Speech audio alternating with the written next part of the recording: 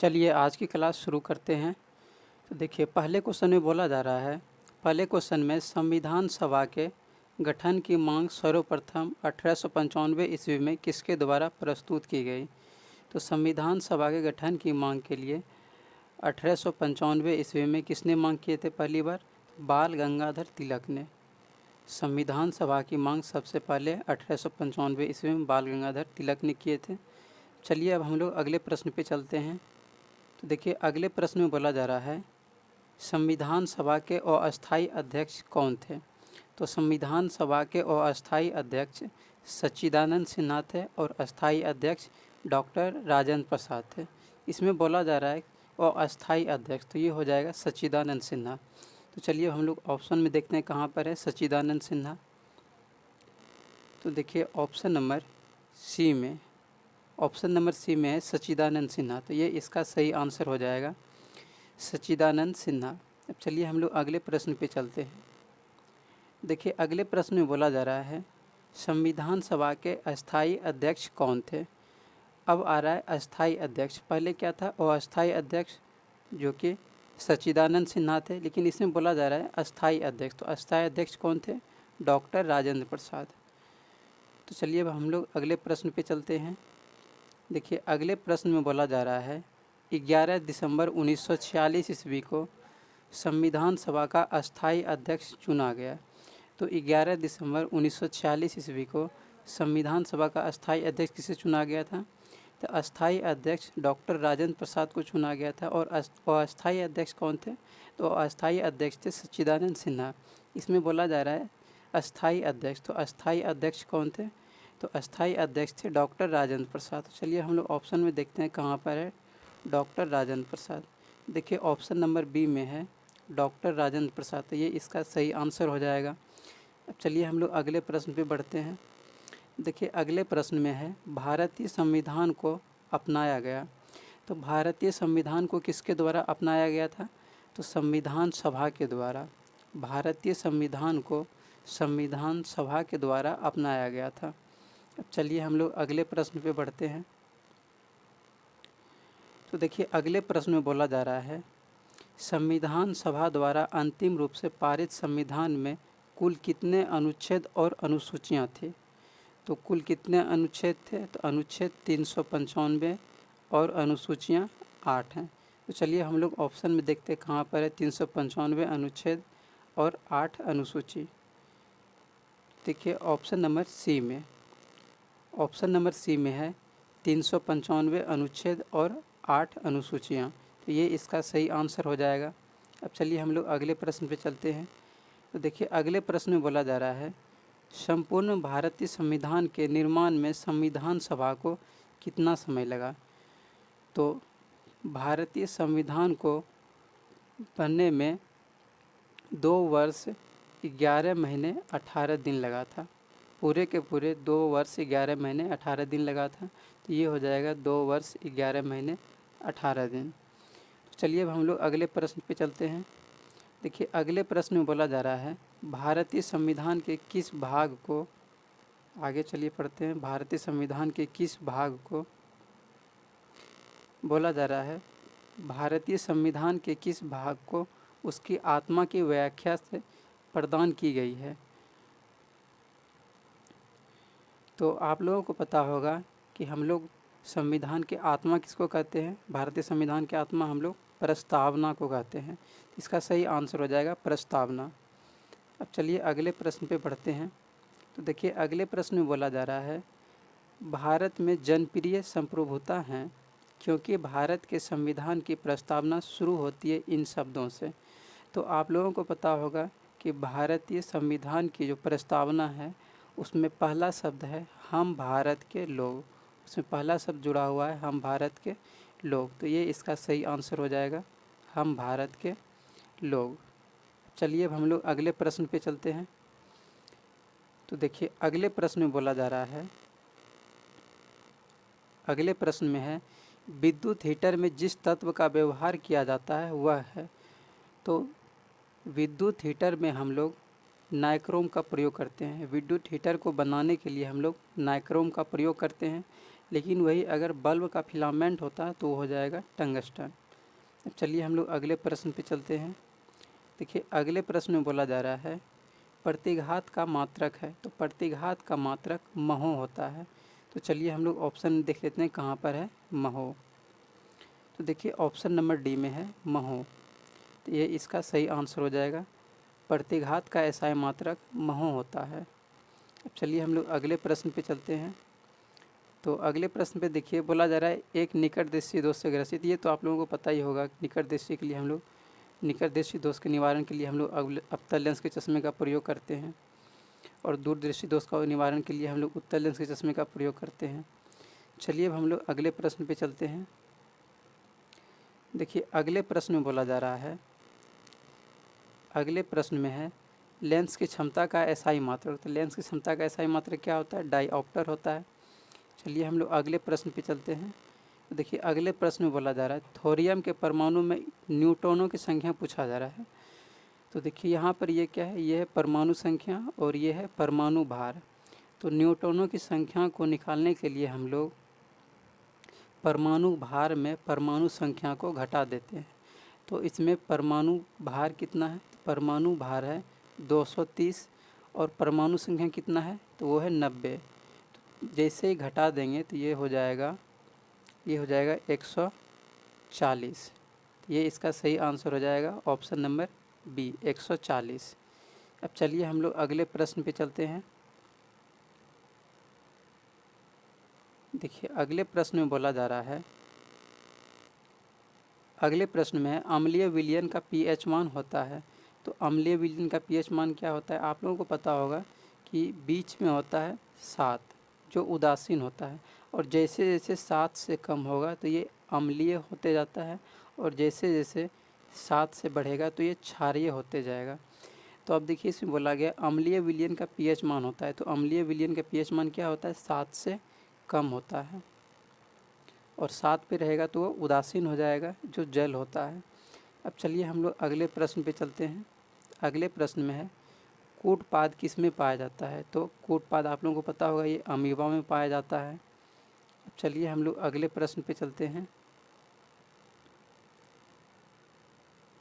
देखिए अगले प्रश्न में है, अगले प्रश्न में बोला जा रहा है 1924 ईस्वी में किसके द्वारा ब्रिटिश सरकार से यह मांग की गई कि भारतीय संविधान के निर्माण के लिए संविधान सभा का गठन किया जाए? तो 1924 ईस्वी में मोतीलाल नेहरू ने संविधान सभा का मांग किए थे। किसने किए थे? मोतीलाल नेहरू ने। और 1922 ईस्वी में महात्मा गांधी ने मांग किए थे। 1922 ईस्वी में संविधान सभा की मांग महात्मा गांधी ने किए थे। इसमें बोला गया 1924 ईस्वी में, तो 1924 ईस्वी में मोतीलाल नेहरू ने किए थे। अब चलिए हम लोग अगले प्रश्न पे चलते हैं। तो देखिए अगले प्रश्न में बोला जा रहा है बूस्टर का नियम है। अगले प्रश्न में बूस्टर का नियम है। तो बूस्टर का नियम क्या होता है? तो बूस्टर का नियम होता है म्यू इक्वल टू 10 IP। इसका सही आंसर हो जाएगा ऑप्शन नंबर सी और डी, दोनों एक ही ऑप्शन है। चलिए हम लोग अगले प्रश्न पे चलते हैं। देखिए अगले प्रश्न में बोला जा रहा है किसी आवेशित खोखले गोलाकार चालक के भीतर विद्युतीय तीव्रता का मान होता है। तो किसी भी खोखले गोलाकार चालक के भीतर विद्युतीय तीव्रता का मान 0 होता है। इसका सही आंसर हो जाएगा 0। अब चलिए हम लोग अगले प्रश्न पे चलते हैं। तो देखिए अगले प्रश्न में है, अगले प्रश्न में बोला जा रहा है ब्रह्मांड में सर्वाधिक मात्रा में पाया जाने वाला तत्व है। देखिए ब्रह्मांड में बोला गया है, तो ब्रह्मांड में सबसे अधिक यहाँ पर हाइड्रोजन पाया जाता है। हाइड्रोजन सबसे अधिक हाइड्रोजन पाया जाता है। लेकिन अगर पृथ्वी पर बात करेंगे तो वो हो जाएगा ऑक्सीजन। तत्व की बात करेंगे तब ऑक्सीजन हो जाएगा, और अगर यदि धातु की बात करेंगे तब वो एल्युमिनियम हो जाएगा। तो अब चलिए हम लोग अगले प्रश्न पे चलते हैं। तो देखिए अगले प्रश्न में बोला जा रहा है, अगले प्रश्न में है पराबैंगनी किरणों से रक्षा करती है। तो हम लोगों को पराबैंगनी विकिरणों से कौन बचाती है? तो ओजोन गैस। इसका सही आंसर हो जाएगा ओजोन गैस। आप लोगों को पता होगा कि ओजोन गैस हम लोगों को पराबैंगनी विकिरणों से रक्षा करती है। चलिए अब हम लोग अगले प्रश्न पे चलते हैं। तो अगले प्रश्न में देखिए बोला जा रहा है नीला ग्रह कहा जाता है। नीला ग्रह किसको हम लोग कहते हैं? तो हम लोग पृथ्वी को नीला ग्रह कहते हैं। क्यों कहते हैं नीला ग्रह? तो जल की अधिकता के कारण। अब चलिए हम लोग अगले इसमें सभी ऑप्शन को देख लेते हैं। तो अगले ऑप्शन में शुक्र। तो शुक्र ग्रह को हम लोग पृथ्वी की बहन या फिर भौर का तारा या फिर सांझ का तारा या फिर सबसे चमकीला ग्रह इसी को बोलते हैं। और इसके पास कोई भी उपग्रह नहीं है। और उसके बाद शनि है। तो शनि ग्रह के पास सबसे अधिक उपग्रह पाया जाता है और इसके सबसे बड़े उपग्रह टाइटन है। उसके बाद है मंगल। तो मंगल ग्रह को हम लोग लाल ग्रह भी कहते हैं। और मंगल ग्रह के पास 2 उपग्रह हैं, फोबोस और डिमोस। अब चलिए हम लोग अगले प्रश्न पे चलते हैं। अगले प्रश्न में बोला जा रहा है क्षुद्र ग्रह स्थित हैं। तो क्षुद्र ग्रह किसके किसके बीच स्थित हैं? तो क्षुद्र ग्रह मंगल और बृहस्पति के बीच स्थित है। देखिए पहले नंबर पे आते हैं, जैसे यहाँ पर सूर्य है तो पहले नंबर पे आते हैं बुध, फिर शुक्र, फिर पृथ्वी। हमारी पृथ्वी तीसरे नंबर पे आती है। बुध, शुक्र, पृथ्वी, उसके बाद मंगल, फिर बृहस्पति, शनि, अरुण, वरुण। और इसके बीच में क्षुद्र ग्रह पाए जाते हैं किसके किसके बीच? मंगल और बृहस्पति के बीच। चलिए अब हम लोग ऑप्शन में देखते हैं कहाँ पर है मंगल और बृहस्पति। तो देखिए ऑप्शन नंबर बी में, ऑप्शन नंबर बी में है मंगल एवं बृहस्पति के बीच। तो ये इसका सही आंसर हो जाएगा मंगल एवं बृहस्पति। अब चलिए हम लोग अगले प्रश्न पे चलते हैं। तो देखिए अगले प्रश्न में बोला जा रहा है विद्युत धारा उत्पन्न करने की युक्ति को कहते हैं। तो विद्युत धारा उत्पन्न करने की युक्ति को हम लोग जनित्र कहते हैं। विद्युत धारा उत्पन्न करने की युक्ति को हम लोग जनित्र कहते हैं। जनित्र क्या करता है? तो ये यांत्रिक ऊर्जा को विद्युत ऊर्जा में परिवर्तित करता है। चलिए अब हम लोग अगले प्रश्न पे चलते हैं।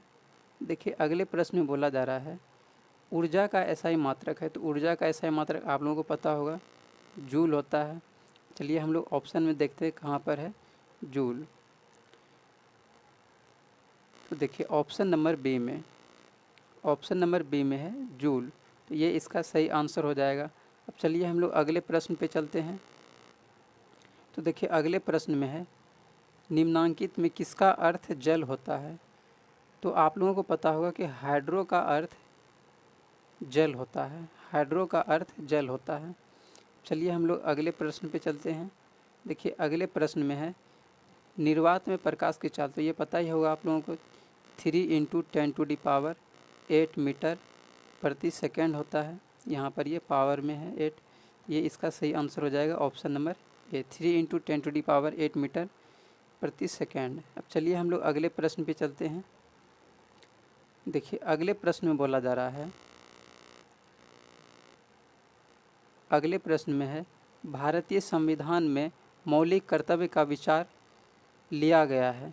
तो भारतीय संविधान में मौलिक कर्तव्य का विचार कहाँ से लिया गया है? तो ये रूस से लिया गया है। मौलिक कर्तव्य का विचार हम लोग रूस के संविधान से लिए हैं।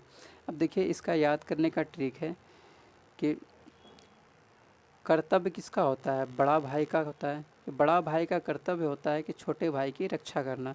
तो हम लोगों का बड़ा भाई कौन है? मतलब भारत का बड़ा भाई कौन है? रूस, क्योंकि रूस हम लोगों को हमेशा साथ दिए हैं। तो रूस का कर्तव्य बनता है कि भारत का साथ दे, भारत की रक्षा करे। तो इसलिए ये हो जाएगा मौलिक कर्तव्य। कर्तव्य हम लोग कहाँ से लिए हैं? रूस से लिए हैं, रूस के संविधान से। अब चलिए हम लोग अगले प्रश्न पे चलते हैं। देखिए अगले प्रश्न में बोला जा रहा है भारतीय संविधान में शामिल नीति निर्देशक सिद्धांत किसके संविधान से प्रेरित है? तो भारतीय संविधान में नीति निर्देशक सिद्धांत हम लोग आयरलैंड के संविधान से लिए हैं। नीति निर्देशक सिद्धांत हम लोग आयरलैंड के संविधान से लिए हैं। अब चलिए हम लोग अगले प्रश्न पे चलते हैं। देखिए अगले प्रश्न में बोला जा रहा है संसदीय प्रणाली कहाँ से ग्रहण की गई है? तो संसदीय प्रणाली हम लोग ब्रिटिश संविधान से लिए हैं। मतलब ब्रिटेन के संविधान से लिए हैं।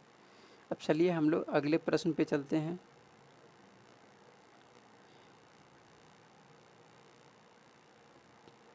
तो देखिए अगले प्रश्न में बोला जा रहा है, अगले प्रश्न में है महात्मा गांधी के राजनीतिक गुरु थे। तो महात्मा गांधी के राजनीतिक गुरु गोपाल कृष्ण गोखले थे, गोपाल कृष्ण गोखले। अब चलिए हम लोग अगले प्रश्न पे चलते हैं। देखिए अगले प्रश्न में है करो या मरो का मंत्र या फिर नारा किसने दिया था। आप लोगों को पता होगा कि ये महात्मा गांधी ने दिए थे। चलिए हम लोग ऑप्शन देखते हैं कहाँ पर है महात्मा गांधी। तो देखिए ऑप्शन नंबर डी में, ऑप्शन नंबर डी में है महात्मा गांधी। तो ये इसका सही आंसर हो जाएगा। अब चलिए हम लोग अगले प्रश्न पे चलते हैं। अगले प्रश्न में है फिनिक्स फॉर्म की स्थापना किसने की। तो फिनिक्स फॉर्म की स्थापना महात्मा गांधी ने किए थे। ये इसका सही आंसर हो जाएगा महात्मा गांधी। अब चलिए हम लोग अगले प्रश्न पे चलते हैं। तो अगले प्रश्न में है 1922 ईस्वी में किसके द्वारा उद्धार। चलिए हम लोग आगे पढ़ते हैं, आगे क्या लिखा हुआ है। 1922 ईस्वी में किसके द्वारा व्यक्त किया गया कि, बोला जा रहा है प्रश्न में, व्यक्त किया गया कि भारतीय संविधान भारतीयों के इच्छा अनुसार होगा। तो 1922 ईस्वी में संविधान सभा की मांग किसने किए थे। तो 1922 ईस्वी में भारतीय संविधान सभा की मांग महात्मा गांधी ने किए थे, महात्मा गांधी ने। और 1924 में किसने किए थे। तो मोतीलाल नेहरू ने किए थे। गोपाल कृष्ण गोखले कौन है। तो ये महात्मा गांधी के राजनीतिक गुरु हैं। और बाल गंगाधर तिलक कौन है।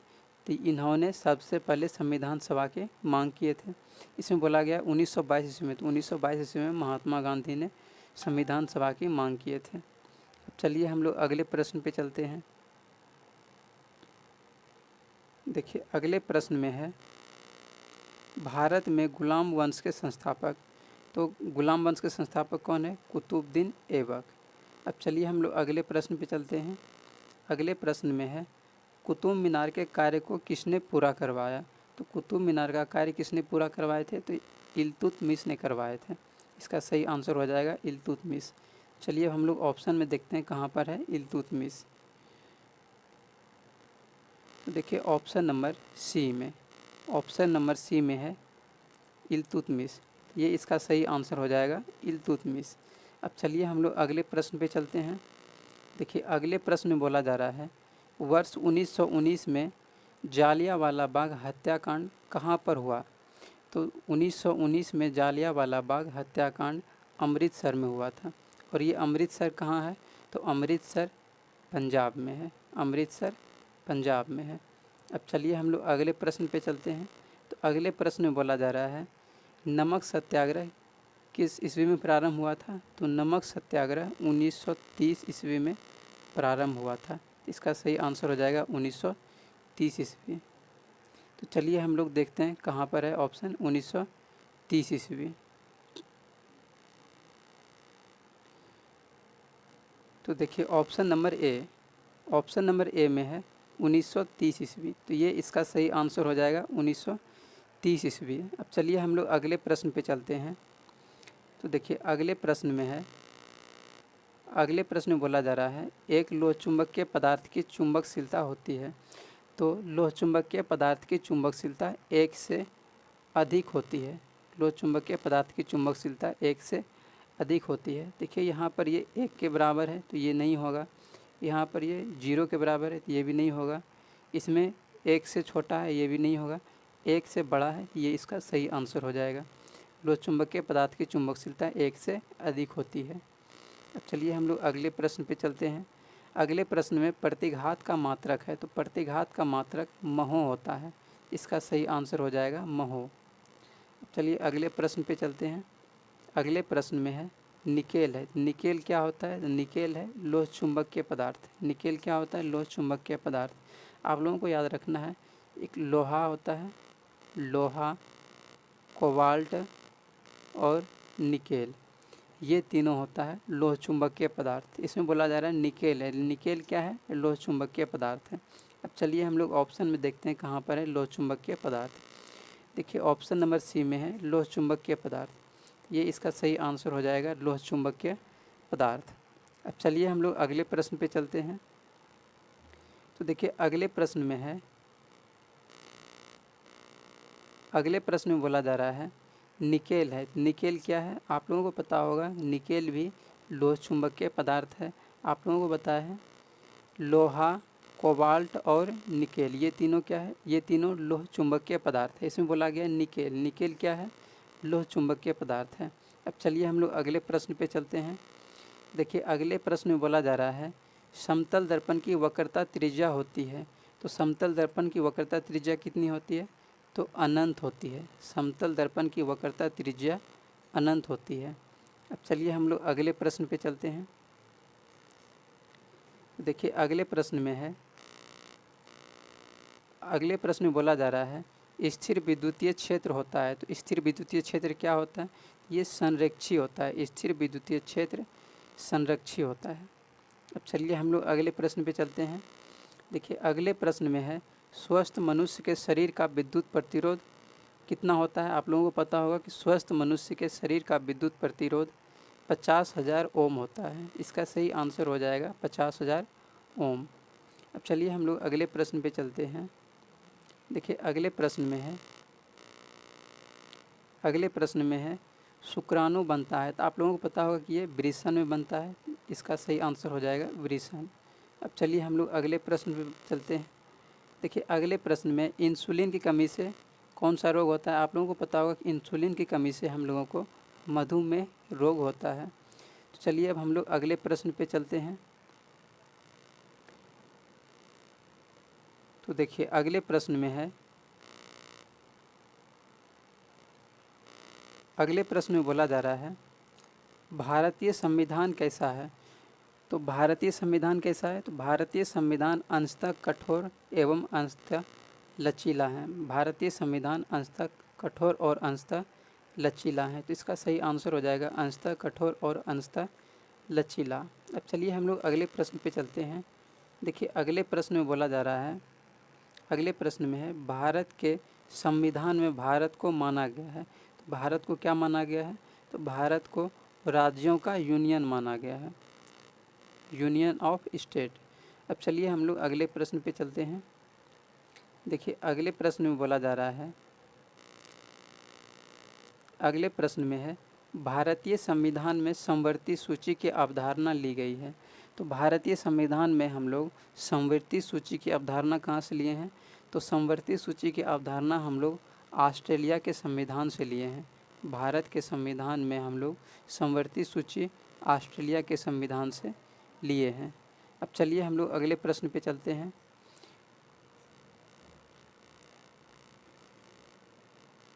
तो देखिए अगले प्रश्न में है, अगले प्रश्न में बोला जा रहा है अंकोर वाट कहाँ स्थित है। तो अंकोर वाट कहाँ स्थित है, ये कंबोडिया में स्थित है। इसका सही आंसर हो जाएगा कंबोडिया। अब चलिए हम लोग अगले प्रश्न पे चलते हैं। देखिए अगले प्रश्न में है कान्व वंश के संस्थापक कौन है। तो कान्व वंश के संस्थापक कौन है, वसुदेव हैं। इसका सही आंसर हो जाएगा वसुदेव। अब चलिए हम लोग अगले प्रश्न पे चलते हैं।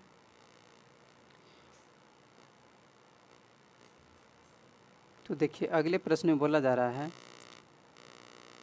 अगले प्रश्न में है ट्रांसफार्मर के लिए निम्नलिखित में कौन सही है। तो ट्रांसफार्मर के लिए आप लोगों को पता होगा ट्रांसफार्मर क्या करता है, तो ये एसी वोल्टता को बढ़ाता या फिर घटाता है।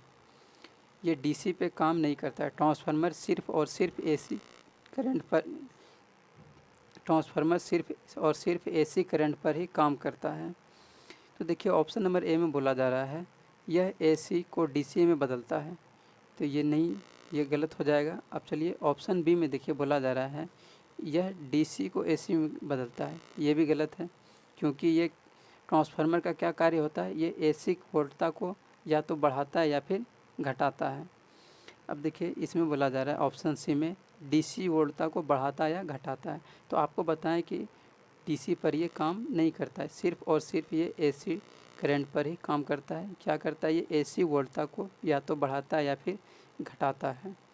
अब इसमें ट्रांसफार्मर भी दो प्रकार का होता है, एक होता है स्टेप अप और एक होता है स्टेप डाउन। स्टेप अप क्या करता है, तो वो एसी वोल्टता को बढ़ाता है और धारा को घटाता है। लेकिन स्टेप डाउन की बात करेंगे तो वो एसी वोल्टता को घटाएगा और विद्युत धारा को बढ़ाएगा। अब चलिए हम लोग अगले प्रश्न पे चलते हैं। तो देखिए अगले प्रश्न में बोला जा रहा है, अगले प्रश्न में है सौर ऊर्जा का स्रोत है। तो आप लोगों को पता होगा सौर ऊर्जा का स्रोत क्या है, ये होता है नाभिकीय संलयन।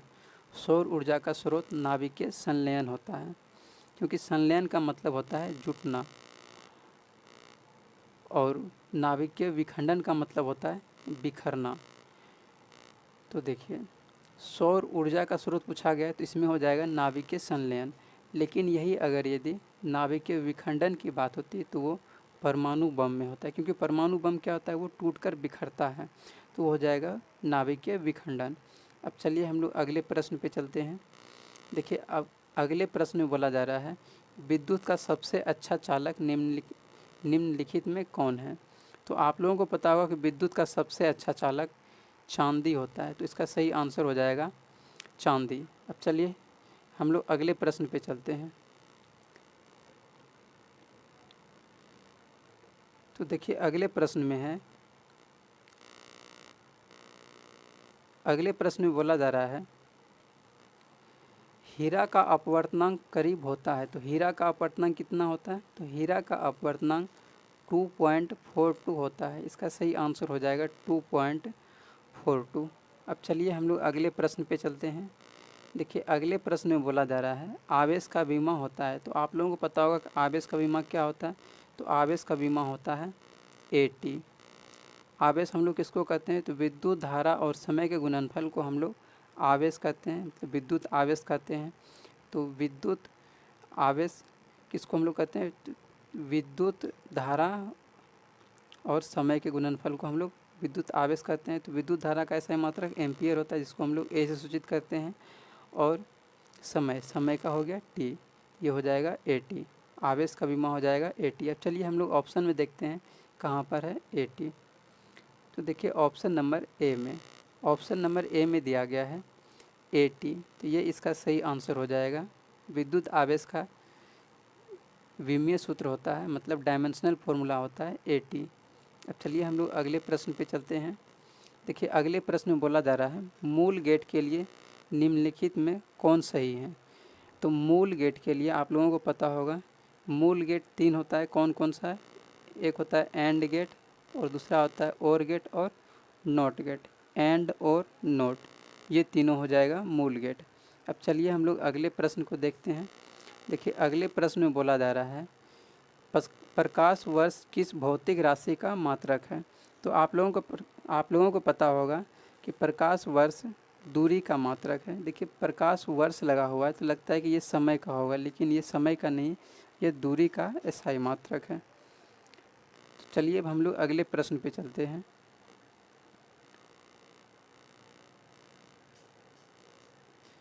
तो देखिए अगले प्रश्न में बोला जा रहा है, अगले प्रश्न में है आवर्त सारणी के उदग्र स्तंभों को कहा जाता है। तो आवर्त सारणी के उदग्र स्तंभ को हम लोग क्या कहते हैं, तो आवर्त सारणी में ये क्या है, ये है उदग्र स्तंभ, और इसको हम लोग वर्ग कहते हैं, इसको हम लोग वर्ग कहते हैं। लेकिन इस तरह का जो होता है ये होता है आवर्त, इसको हम लोग आवर्त कहते हैं। ये क्या, ये क्षैतिज कतार है, क्षैतिज कतार को हम लोग बोलते हैं आवर्त, और उदग्र स्तंभ को हम लोग बोलते हैं वर्ग। तो वर्ग की संख्या 18 होती है और आवर्तों की संख्या 7 होती है। इसमें बोला गया आवर्त सारणी के उदग्र स्तंभों को कहा जाता है। तो उदग्र स्तंभ को हम लोग क्या कहते हैं, इसको हम लोग कहते हैं वर्ग। इसका सही आंसर हो जाएगा वर्ग। अब चलिए हम लोग अगले प्रश्न पे चलते हैं। तो देखिए अगले प्रश्न में बोला जा रहा है पीतल है। पीतल क्या है, पीतल क्या है, तो आप लोगों को पता होगा पीतल क्या है, तो पीतल मिश्र धातु है। इसका सही आंसर हो जाएगा मिश्र धातु। तो देखिए अगले प्रश्न में बोला जा रहा है, अगले प्रश्न में है संविधान के किस भाग में नागरिकता का उल्लेख है। तो संविधान के किस भाग में नागरिकता का उल्लेख है, तो आप लोगों को पता होगा भाग 2 में नागरिकता का उल्लेख है, और भाग 1 में क्या है, भाग 1 में है भारत राज्यों का संघ है, और भाग 3 में क्या है, भाग 3 में है मौलिक अधिकार, और भाग 4 में क्या है, राज्य के नीति निर्देशक तत्व। तो चलिए अब हम लोग अगले प्रश्न पे चलते हैं। तो देखिए अगले प्रश्न में है, अगले प्रश्न में बोला जा रहा है भारत के संविधान का भाग 8 से संबंधित है। तो भाग 8 में क्या है, तो आप लोगों को पता होगा कि भारतीय संविधान के भाग 8 में केंद्र शासित प्रदेशों का उल्लेख किया गया है। इसका सही आंसर हो जाएगा केंद्र शासित प्रदेश। चलिए अब हम लोग अगले प्रश्न पे चलते हैं। तो देखिए अगले प्रश्न में बोला जा रहा है, अगले प्रश्न में है वर्तमान समय में भारतीय संविधान में और संविधान में कितने अनुच्छेद और अनुसूचियां हैं। अनुच्छेद इसमें यहाँ पे नहीं लिखा हुआ है, अनुच्छेद भी होगा, अनुच्छेद और अनुसूचियां हैं।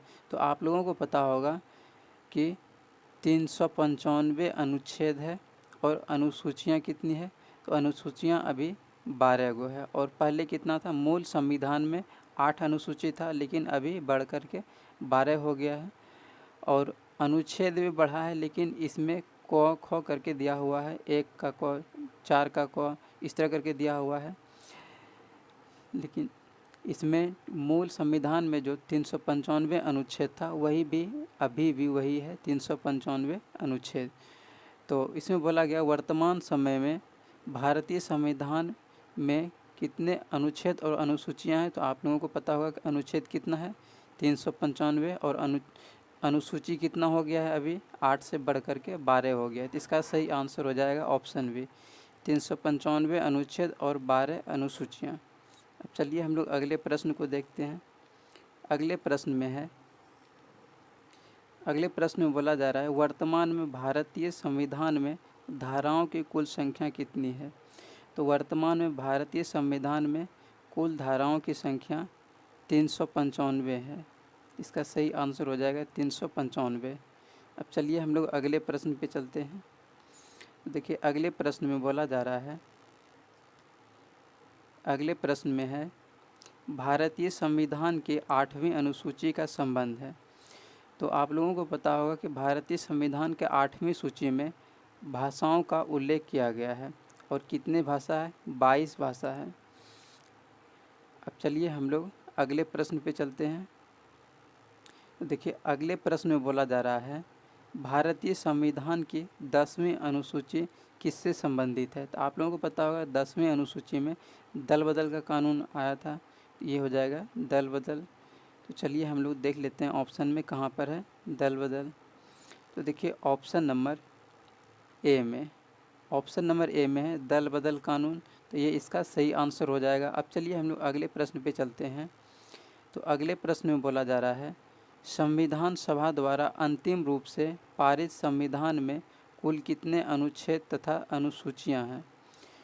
तो संविधान सभा द्वारा जिसमें पारित किया गया था, तो उस समय 395 अनुच्छेद था, जो अभी भी है, और अनुसूची 8 था, लेकिन अभी अनुसूची 8 से बढ़ कर के 12 हो गया है।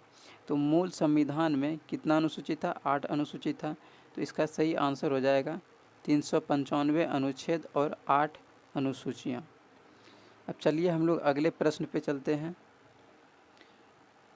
तो देखिए अगले प्रश्न में बोला जा रहा है, अगले प्रश्न में है भारत संघ में शामिल राज्यों और संघ शासित क्षेत्रों का उल्लेख भारतीय संविधान की किस अनुसूची में है। बोला गया है संघ में शामिल राज्यों संघ शासित क्षेत्रों का उल्लेख किस में है, प्रथम अनुसूची में है, प्रथम अनुसूची में है।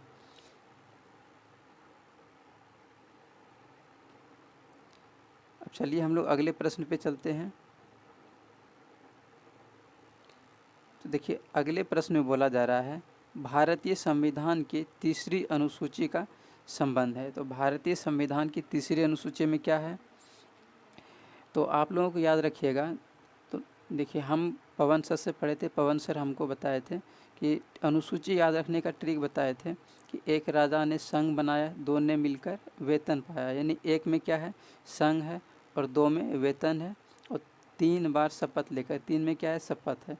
तो भारतीय संविधान की तीसरी अनुसूची बोला गया तो इसमें हो जाएगा शपथ, इसमें हो जाएगा शपथ। तो भारतीय संविधान की तीसरी अनुसूची में क्या है, शपथ है। चलिए हम लोग ऑप्शन में देखते हैं कहाँ पर है शपथ। तो देखिए ऑप्शन नंबर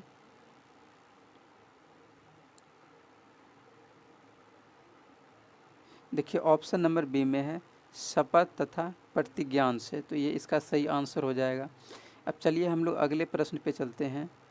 तो देखिए अगले प्रश्न में बोला जा रहा है भारतीय संविधान में 22 भाषाओं को राजभाषा का दर्जा प्रदान किया गया है, इन भाषाओं का उल्लेख किस अनुसूची में है। तो 22 भाषाओं का उल्लेख किस अनुसूची में है, तो 8वीं अनुसूची में है। तो इसका सही आंसर हो जाएगा ऑप्शन नंबर बी, 8वीं अनुसूची। अब चलिए हम लोग अगले प्रश्न पे चलते हैं। तो देखिए अगले प्रश्न में बोला जा रहा है, अगले प्रश्न में है एक ग्रह की अपने कक्ष में सूर्य से अधिकतम दूरी को क्या कहा जाता है। तो अधिकतम दूरी को हम लोग बोलते हैं अपसौर, अधिकतम दूरी को हम लोग बोलते हैं अपसौर, और न्यूनतम दूरी को हम लोग बोलते हैं उपसौर। तो देखिए इसका याद रखने का ट्रिक है कि जैसे मुखिया होता है तो मुखिया रहता है वो क्या होता है, बड़ा होता है, लेकिन उप मुखिया जो होता है वो उससे छोटा होता है क्योंकि उसमें उप लग गया है। उसी तरह यहाँ पर है, इसमें उप लग गया है, पहले क्या अपसौर क्या हो गया, बड़ा, और उपसौर क्या हो गया, छोटा। जैसे राष्ट्रपति उपराष्ट्रपति होते हैं उसी तरह यहाँ पे उपसौर क्या हो गया, छोटा। मतलब न्यूनतम दूरी के लिए हो जाएगा उपसौर और अधिकतम दूरी के लिए हो जाएगा अपसौर। इसमें बोला गया है अधिकतम दूरी, तो इसका सही आंसर हो जाएगा अपसौर। अब चलिए हम लोग अगले प्रश्न पे चलते हैं। देखिए अगले प्रश्न में है एक ग्रह की अपने कक्ष में सूर्य से न्यूनतम दूरी को क्या कहा जाता है। अब देखिए यहाँ पर आ गया है न्यूनतम दूरी, तो इसमें क्या हो जाएगा, इसमें हो जाएगा उपसौर, उपसौर हो जाएगा इसमें। अब चलिए हम लोग देखते हैं कहाँ पर है उपसौर, ऑप्शन देखते हैं। तो देखिए ऑप्शन नंबर, न्यूनतम दूरी था इसमें, तो क्या हो जाएगा, उपसौर हो जाएगा। तो देखिए ऑप्शन नंबर ए में है उपसौर, तो ये इसका सही आंसर हो जाएगा। अब चलिए हम लोग अगले प्रश्न को देखते हैं। देखिए अगले प्रश्न में है निम्न में से किसके बीच की औसत दूरी को खगोलीय एकक कहा जाता है। तो आप लोगों को पता होगा कि पृथ्वी और सूर्य के बीच की दूरी को हम लोग खगोलीय एकक कहते हैं। पृथ्वी और सूर्य के बीच की जो भी डिस्टेंस है, जो भी दूरी है, उसी को हम लोग बोलते हैं खगोलीय एकक। इसी के दूरी के बीच की जो औसत है इसी को हम लोग क्या बोलते हैं, खगोलीय एकक। अब चलिए हम लोग अगले प्रश्न पे चलते हैं। देखिए अगले प्रश्न में बोला जा रहा है निम्नलिखित में किस ग्रह को पृथ्वी की बहन कहा जाता है। तो आप लोगों को पता होगा पृथ्वी की बहन हम लोग किसको कहते हैं, शुक्र ग्रह को कहते हैं। पृथ्वी की बहन हम लोग शुक्र ग्रह को कहते हैं। शुक्र ग्रह को हम लोग सबसे चमकीला ग्रह भी कहते हैं, भोर का तारा भी कहते हैं, सांझ का तारा भी इसी को कहते हैं। अब चलिए हम लोग देख लेते हैं ऑप्शन में कहाँ पर है शुक्र ग्रह। तो पृथ्वी की बहन हम लोग किसको कहते हैं, शुक्र ग्रह को। तो देखिए ऑप्शन नंबर बी में, ऑप्शन नंबर बी में है शुक्र, तो ये इसका सही आंसर हो जाएगा शुक्र। अब चलिए हम लोग अगले प्रश्न पे चलते हैं। तो देखिए अगले प्रश्न में है किस ग्रह को शाम का तारा या फिर इवनिंग स्टार कहा जाता है। तो आपको अभी ही बताएं कि शुक्र ग्रह को हम लोग सांझ का तारा या फिर भोर का तारा इसी को बोलते हैं, सबसे चमकीला ग्रह इसी को बोलते हैं, पृथ्वी की बहन इसी को बोला गया है। तो इसका सही आंसर हो जाएगा शुक्र ग्रह। और ये बुध ग्रह क्या है, बुध है, सूर्य से सबसे नज़दीकी ग्रह है बुध, और इसके पास कोई भी उपग्रह नहीं है। शुक्र ग्रह के पास भी कोई भी उपग्रह नहीं है। और तीसरे नंबर पे हमारी पृथ्वी आती है, इसको हम लोग नीला ग्रह भी कहते हैं, और इसका एकमात्र उपग्रह चंद्रमा है। और मंगल ग्रह को हम लोग लाल ग्रह भी कहते हैं, और मंगल ग्रह के पास 2 उपग्रह है, फोबोस और डिमोस। देखिए इसमें बोला गया किस ग्रह को शाम का तारा, तो शाम का तारा हम लोग शुक्र ग्रह को कहते हैं। अब चलिए हम लोग अगले प्रश्न पे चलते हैं। अगले प्रश्न में है ओजोन परत किस मंडल में पाई जाती है। तो ओजोन परत किस मंडल में पाई जाती है, तो आप लोगों को पता होगा ओजोन परत संताप मंडल में पाई जाती है। तो चलिए हम लोग ऑप्शन में देखते हैं कहाँ पर है संताप मंडल। तो देखिए ऑप्शन नंबर बी में है समताप मंडल, इसका हो जाएगा समताप मंडल। अब चलिए हम लोग अगले प्रश्न पे चलते हैं। तो देखिए अगले प्रश्न में है पृथ्वी के सबसे करीब स्थित मंडल हैं। तो पृथ्वी के सबसे करीब कौन सा मंडल है? तो इसका आंसर हो जाएगा क्षोभ मंडल। तो अब चलिए हम लोग अगले प्रश्न पे चलते हैं। देखिए अगले प्रश्न में है सूर्य का समीपतम ग्रह है। तो आपको बताया है कि सूर्य के सबसे नज़दीकी ग्रह कौन सा है? तो बुध है। जैसे यहाँ पर ये सूर्य है तो पहले नंबर पे बुध, उसके बाद शुक्र, बुध शुक्र, फिर तीसरे नंबर पे हमारी पृथ्वी आती है। बुध शुक्र पृथ्वी, उसके बाद मंगल और बीच में छल्ला पाया जाता है मतलब क्षुद्र ग्रह। उसके बाद बृहस्पति, शनि, अरुण, वरुण, 4 ग्रह इधर पाए जाते हैं, 4 ग्रह इधर पाए जाते हैं। तो सबसे समीपतम मतलब सूर्य से नज़दीकी ग्रह कौन सा हो जाएगा? बुध। अब चलिए हम लोग अगले प्रश्न पे चलते हैं। देखिए अगले प्रश्न में बोला जा रहा है, अगले प्रश्न में है भौर का तारा किसे कहा जाता है? तो भौर का तारा हम लोग किसको कहते हैं? शुक्र ग्रह को कहते हैं। इसी को हम लोग सांझ का तारा भी कहते हैं, इवनिंग स्टार, और इसी को हम लोग सबसे चमकीला ग्रह भी कहते हैं। पृथ्वी की बहन इसी को कहते हैं। उसके बाद बृहस्पति ग्रह, ये हमारे सौरमंडल का सबसे बड़ा ग्रह है और इसका सबसे बड़ा उपग्रह गैनीमीड है। उसके बाद मंगल, मंगल ग्रह को हम लोग लाल ग्रह भी कहते हैं। इसके पास 2 उपग्रह है, फोबोस और डिमोस। उसके बाद बुध, बुध ग्रह ये सूर्य के सबसे नज़दीकी ग्रह है, इसके पास कोई भी उपग्रह नहीं है। अब चलिए हम लोग अगले प्रश्न पे चलते हैं। देखिए अगले प्रश्न में बोला जा रहा है आकाश में सबसे चमकदार तारा है। तो आकाश में सबसे चमकदार तारा कौन सा है? इसका सही आंसर हो जाएगा साइरस। अब चलिए हम लोग अगले प्रश्न पे चलते हैं। तो देखिए अगले प्रश्न में बोला जा रहा है, अगले प्रश्न में है भारतीय संविधान को अपनाया गया। तो भारतीय संविधान को किसके द्वारा अपनाया गया है? तो भारतीय संविधान को संविधान सभा के द्वारा अपनाया गया है। इसका सही आंसर हो जाएगा संविधान सभा के द्वारा। अब चलिए हम लोग अगले प्रश्न पे चलते हैं। देखिए अगले प्रश्न में बोला जा रहा है संविधान सभा द्वारा अंतिम रूप से पारित संविधान में कुल कितने अनुच्छेद और अनुसूचियाँ थीं? तो आप लोगों को पता होगा कि संविधान सभा द्वारा अंतिम रूप से पारित संविधान में कुल अनुच्छेद 395 था और अनुसूचियाँ 8 थी, जो अभी बढ़ के 12 हो गई है। इसमें बोला गया है संविधान सभा द्वारा पारित किया गया था, तो ये 8 ही अनुसूची था उस समय। तो चलिए हम लोग ऑप्शन में देखते हैं कहाँ पर है 395 अनुच्छेद और 8 अनुसूचियाँ। तो देखिए ऑप्शन नंबर सी में, ऑप्शन नंबर सी में है 395 अनुच्छेद और 8 अनुसूचियाँ, ये इसका सही आंसर हो जाएगा। अब चलिए हम लोग अगले प्रश्न पे चलते हैं। देखिए अगले प्रश्न में बोला जा रहा है संपूर्ण भारतीय संविधान के निर्माण में संविधान सभा को कितना समय लगा? तो हम लोगों के संविधान को पूर्ण रूप से बनने में पूरे के पूरे 2 वर्ष 11 महीने 18 दिन लगा हुआ था। इसका सही आंसर हो जाएगा 2 वर्ष 11 महीने 18 दिन। तो चलिए अब हम लोग अगले प्रश्न पे चलते हैं। देखिए अगले प्रश्न में बोला जा रहा है भारतीय संविधान के किस भाग को उसके आत्मा की आख्या प्रदान की गई है?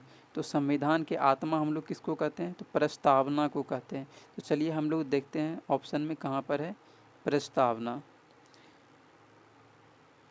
तो देखिए ऑप्शन नंबर ए में, ऑप्शन नंबर ए में है प्रस्तावना, तो ये इसका सही आंसर हो जाएगा प्रस्तावना। भारतीय संविधान की आत्मा हम लोग प्रस्तावना को कहते हैं। अब चलिए हम लोग अगले प्रश्न पे चलते हैं। अगले प्रश्न में है भारत में जनप्रिय संप्रभुता है क्योंकि भारत के संविधान की प्रस्तावना शुरू होती है इन शब्दों से। तो हम लोगों का जो संविधान है, मतलब भारत का जो संविधान है, इसके प्रस्तावना में सबसे पहला शब्द लिखा हुआ है हम भारत के लोग। इसका सही आंसर हो जाएगा हम भारत के लोग। अब चलिए हम लोग अगले प्रश्न पे चलते हैं। देखिए अगले प्रश्न में बोला जा रहा है भारत है एक, तो भारत क्या है? एक धर्मनिरपेक्ष राष्ट्र है। भारत क्या है? एक धर्मनिरपेक्ष राष्ट्र है। अब चलिए हम लोग अगले प्रश्न पे चलते हैं। तो देखिए अगले प्रश्न में बोला जा रहा है, अगले प्रश्न में है बैटरी से किस प्रकार की धारा प्राप्त होती है? तो बैटरी से सिर्फ और सिर्फ दिष्ट धारा प्राप्त होती है, मतलब डीसी करंट यानी डायरेक्ट करंट। अब चलिए हम लोग अगले प्रश्न पे चलते हैं। देखिए अगले प्रश्न में बोला जा रहा है दाढ़ी बनाने के लिए तो आप लोगों को पता ही होगा अवतल दर्पण का प्रयोग करते हैं हम लोग। अब चलिए हम लोग अगले प्रश्न पे चलते हैं। देखिए अगले प्रश्न में बोला जा रहा है, अगले प्रश्न में है सूर्य से सर्वाधिक दूर स्थित ग्रह है, तो सबसे दूर कौन सा ग्रह है? वरुण ग्रह। इसका सही आंसर हो जाएगा वरुण, क्योंकि इसे यहाँ पर सूर्य है तो पहले नंबर पे बुध, फिर शुक्र, फिर पृथ्वी, मंगल, बृहस्पति, शनि, अरुण, वरुण, सबसे लास्ट में कौन सा आता है? वरुण। तो इसका सही आंसर हो जाएगा वरुण, मतलब सबसे दूरी पर कौन सा ग्रह है? वरुण। अब चलिए हम लोग अगले प्रश्न पे चलते हैं। देखिए अगले प्रश्न में बोला जा रहा है सौर मंडल में कौन सा अत्यधिक तीव्र चमकीला ग्रह है? तो हमारे सौर मंडल में सबसे चमकीला ग्रह शुक्र ग्रह है। इसी को हम लोग सबसे चमकीला ग्रह कहते हैं, और इसी को हम लोग भौर का तारा भी कहते हैं, सांझ का तारा, पृथ्वी की बहन, इसी को बोलते हैं। अब चलिए हम लोग अगले प्रश्न पे चलते हैं। देखिए अगले प्रश्न में बोला जा रहा है, अगले प्रश्न में है अंतरिक्ष में तारामंडलों की कुल संख्या है। तो अंतरिक्ष में तारामंडलों की कुल संख्या कितनी है? तो अंतरिक्ष में तारामंडलों की कुल संख्या 89 है। इसका सही आंसर हो जाएगा 89। अब चलिए हम लोग अगले प्रश्न को देखते हैं। देखिए अगले प्रश्न में बोला जा रहा है वायुमंडल की सबसे ऊपरी परत है। तो वायुमंडल की सबसे ऊपरी परत को हम लोग क्या बोलते हैं? तो बाह्य मंडल कहते हैं। तो चलिए हम लोग देख लेते हैं ऑप्शन में कहाँ पर है बाह्य मंडल। तो देखिए ऑप्शन नंबर डी में है बाह्य मंडल। इसका सही आंसर हो जाएगा बाह्य मंडल।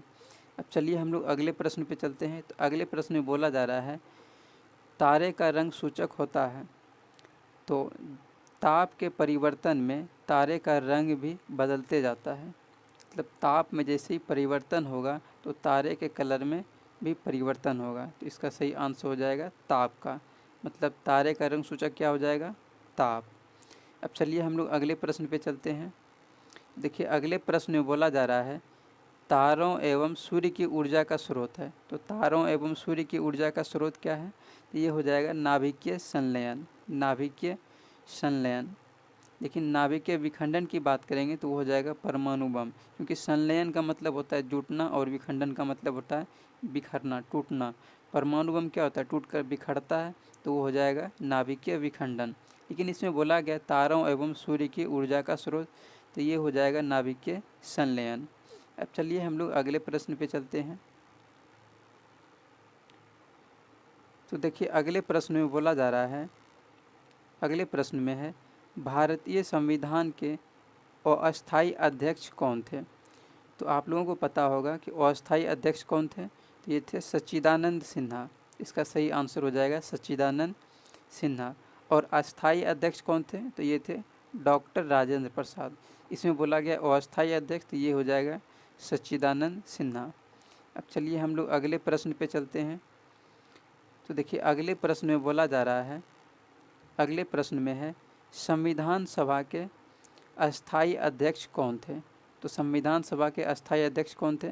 ये थे डॉक्टर राजेंद्र प्रसाद। इसका सही आंसर हो जाएगा डॉक्टर राजेंद्र प्रसाद, और सच्चिदानंद सिन्हा ये अस्थायी अध्यक्ष थे। अब चलिए हम लोग अगले प्रश्न पे चलते हैं। देखिए अगले प्रश्न में बोला जा रहा है 1 दिसंबर 1946 ईस्वी को किसे संविधान सभा द्वारा संविधान सभा का अस्थायी अध्यक्ष चुना गया? तो 11 दिसंबर 1946 ईस्वी को संविधान सभा का अस्थायी अध्यक्ष हम लोग किसको चुने थे? तो अस्थायी अध्यक्ष डॉक्टर राजेंद्र प्रसाद को चुना गया था, और अस्थायी अध्यक्ष कौन थे? सच्चिदानंद सिन्हा। अब चलिए हम लोग अगले प्रश्न पे चलते हैं। तो देखिए अगले प्रश्न में बोला जा रहा है, अगले प्रश्न में है धातु जो द्रव अवस्था में पाई जाती है। तो इसका सही आंसर हो जाएगा ब्रोमीन। और धातु की बात करेंगे तो वो हो जाएगा ब्रोमीन, और धातु की बात करेंगे तब वो हो जाएगा पारा। अब चलिए हम लोग अगले प्रश्न पे चलते हैं। देखिए अगले प्रश्न में बोला जा रहा है आवर्त सारणी के किस समूह को शून्य समूह कहा जाता है। तो ये क्या है, वर्ग है। आवर्त सारणी में ये वर्ग है, और 18वें वर्ग जो होता है इसमें निष्क्रिय गैस रहता है, मतलब अक्रिय गैस रहता है, और ये किसी के साथ रिएक्ट नहीं करता है। इसी को हम लोग बोलते हैं शून्य समूह का वर्ग। इसका सही आंसर हो जाएगा 18। चलिए अब हम लोग ऑप्शन में देखते हैं कहाँ पर है 18। तो देखिए ऑप्शन नंबर डी में, ऑप्शन नंबर डी में है 18, तो ये इसका सही आंसर हो जाएगा। अब चलिए हम लोग अगले प्रश्न पे चलते हैं। अगले प्रश्न में है सोडियम धातु को रखा जाता है। तो सोडियम धातु को हम लोग कहाँ रखते हैं, तो किरोसिन तेल में डुबा करके हम रखते हैं। सोडियम धातु को हम लोग किरोसिन तेल में रखते हैं। अब चलिए हम लोग अगले प्रश्न पे चलते हैं। अगले प्रश्न में है चाकू से काटी जा सकने वाली धातु कौन सी है। इसका सही आंसर हो जाएगा सोडियम। चलिए हम लोग अगले प्रश्न पे चलते हैं।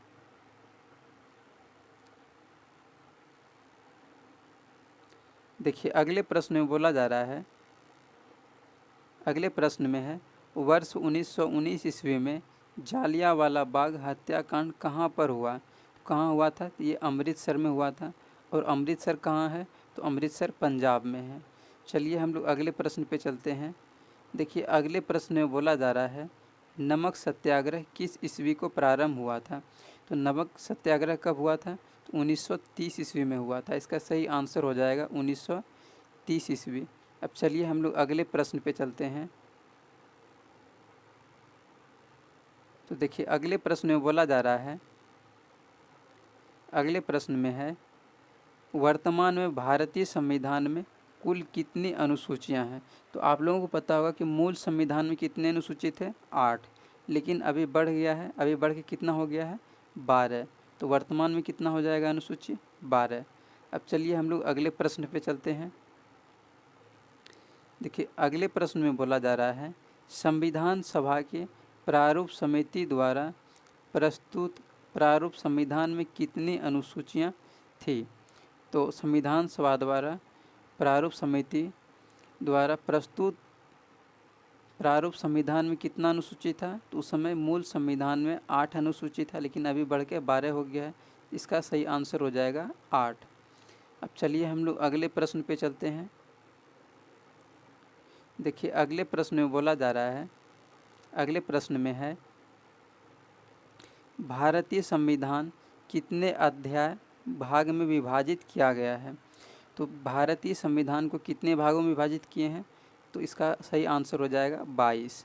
भारतीय संविधान को हम लोग 22 भागों में विभाजित किए हैं। अब चलिए हम लोग अगले प्रश्न को देखते हैं। देखिए अगले प्रश्न में बोला जा रहा है संविधान के किस भाग में संविधान संशोधन की प्रक्रिया का उल्लेख है। तो संविधान के किस भाग में संविधान संशोधन की प्रक्रिया का उल्लेख है, ये हो जाएगा भाग 20।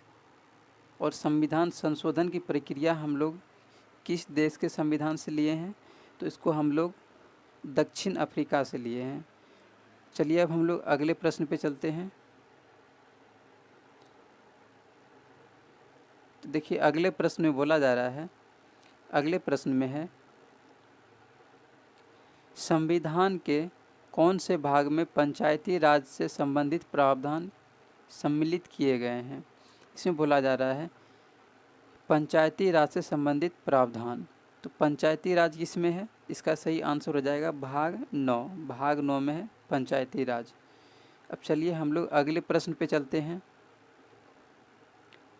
तो देखिए अगले प्रश्न में है, अगले प्रश्न में बोला जा रहा है निम्न में से संविधान का कौन सा भाग नगर पालिकाओं से संबंधित है। नगर पालिका से कौन संबंधित है, इसका सही आंसर हो जाएगा भाग 9 का ए। भाग 9 का ए हो जाएगा। पंचायती राज व्यवस्था संबंधित कौन था, भाग 9, लेकिन नगर पालिका की बात करेंगे तो वो हो जाएगा 9 का ए।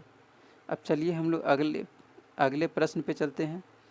देखिए अगले प्रश्न में बोला जा रहा है, अगले प्रश्न में है संविधान के किस भाग में नीति निर्देशक तत्व का उल्लेख किया गया है।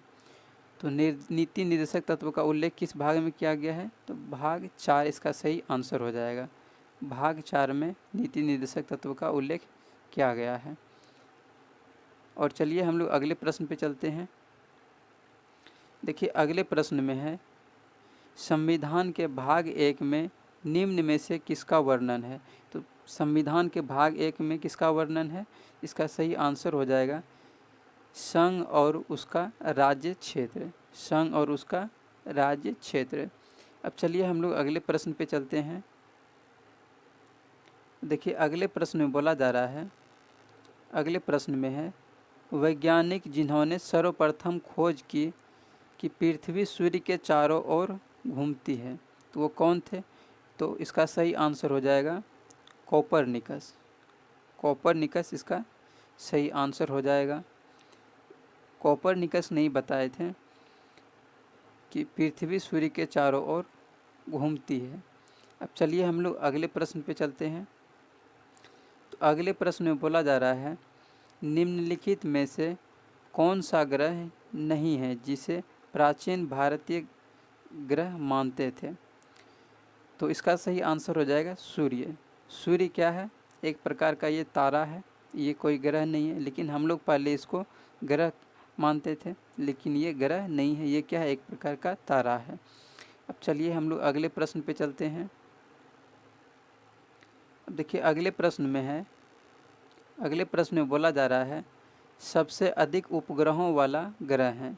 तो सबसे अधिक उपग्रह किसके पास है? तो आपको पता होगा कि इसका सही आंसर हो जाएगा शनि। शनि ग्रह के पास सबसे अधिक उपग्रह हैं। और बुध ग्रह के पास कोई भी उपग्रह नहीं है। शुक्र ग्रह के पास भी कोई भी उपग्रह नहीं है।